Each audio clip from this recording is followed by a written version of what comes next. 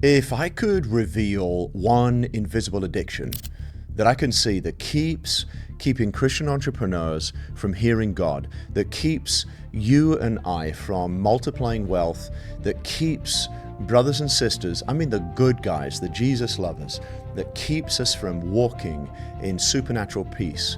Would you want to know what that is? Would you want to know what that thing is? Because it's not fear that I'm talking about, it's not failure, it's actually dopamine. It's the silent sorcery that trades purpose for pleasure. Stay to the end, because today you're not just going to get free from something holding you back. You're going to learn how to stay free and how to build a business that serves the interests of the kingdom of God. You need the flow of heaven, not the carnal dopamine of this world. John 10:10 says, "The thief comes only to steal and kill and destroy. I came that they may have life and have it abundantly."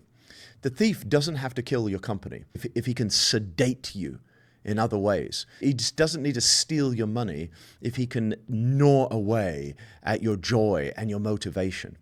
Babylon's greatest achievement is this half-awake Christian CEO, this person with vision, but there's no vitality. They've got some strategy documents lying around, but there's no fullness of the Spirit. It's like followers of God who say they follow God, but there's no fire on the altar. God's abundance is not about excess. It's about a Spirit-led effectiveness. He wants your business to become an altar that funds purpose, that disciples employees, and that demonstrates His heavenly culture. So here's a few points. Point number one, you got to know that deliverance without discipleship is a trap. What do I mean? Many entrepreneurs experience deliverance, but they never embrace ongoing discipline. It's like they can break free from some sins, but they stay bound in dark systems. In John chapter 8, verse 31, we read, "So Jesus said to the Jews who had believed him, 'If you abide in my word, you're truly my disciples, and you will know the truth, and the truth will set you free.'"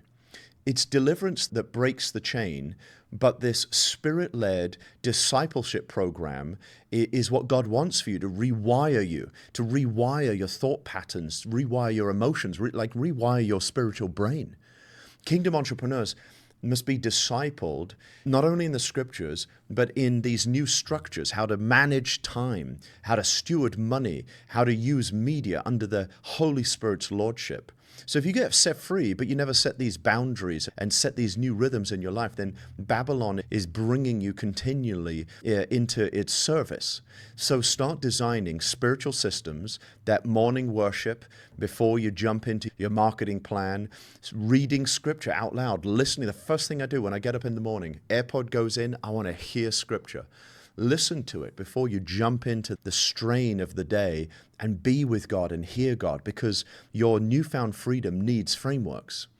Number two, practical step is to return to the Father's house. And what do I mean by this? The Luke 15 passage, this is all your business instruction. It's the prodigal son who demanded independence, and you know the story. He ended up in addiction, feeding from the pigsty, just the magnified a manifestation of all of his human frailties on display. And verse 17 says, "But when he came to himself, he said, 'How many of my father's hired servants have more than enough bread, but I perish here with hunger?'" Freedom begins when you come to yourself, when revelation is rich in your heart and mind. And that verse 20 there got me. He arose and he came to his father. That's the walk of faith. Come to Abba. That's repentance. Keep going back to God. It's the right motion in your life to keep going back to your covering. Keep going back to your spiritual mentors. And the thing is, I see many Christian entrepreneurs, they're chasing the dream, the autonomy, the brand. They're saying, "I'm going to build something amazing." And it all sounds fine, but real kingdom business thrives under covering, under authority, under being accountable. And so it can look like they're doing amazing, but that isolation is soon going to pay its toll. And it's often going to be very, very destructive. It's demonic. Demons drive people into solitude, but the Holy Spirit brings you back into repentance in community, living out your walk of faith in the Lord with others. And so if you want sustained success, you got to reconnect your business to the body of Christ and reconnect with your counselors, your pastors, your prayer partners. I'll give you a third and final point. You can now take a practical step to move yourself from dopamine to dominion. Romans 12:2 says, "Do not be conformed to the pattern of this world, but be transformed by the renewing of your mind, that by the testing you may discern what is the will of God, what is good and acceptable and perfect." So here you can see the battle isn't just over some of your outward behaviors. It's over the renewing of your whole person, that transformation of your brain, that spiritual inner life.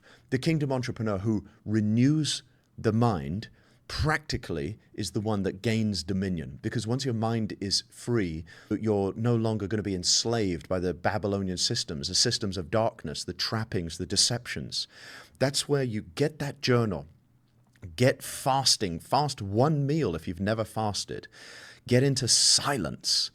And those are the tools of dominion. They reset your reward pathways. They train you to actually enjoy purpose more than pleasure. And dominion means taking back control of the internal kingdom. And if you do that first, then you'll have the graces and the powers to be able to expand your external kingdom, the business life on the outside. It always starts on the inside. It always starts with building the altars on the inside. It's the prayer discipline. It's the heavenly environment in your life. And that's how Babylon is going to lose control in your life. So I'm going to conclude here with this statement. It's going to be a fight. Babylon is fighting for your focus.